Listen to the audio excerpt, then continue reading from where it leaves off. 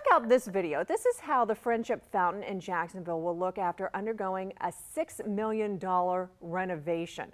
The project will bring state-of-the-art water and sound shows to the River City. That's according to the local PBS affiliate, WJCT. Construction is expected to start next March and last about a year. This is not the first time Jacksonville will spend millions of dollars to work on the fountain. The last renovation in 2010 cost $3.1 million. Now, even though some of the water pumps still work, some of the lights are broken, and the speakers that are supposed to bring music shows are not really working. One local resident says he's glad the city is bringing back the excitement to this Jacksonville landmark. You don't have nothing to offer too much. And Jacksonville is a city that is evolving. It's constantly growing. It has potential to compete with other major metropolitan cities, but we got to give the people some kind of tourist attraction.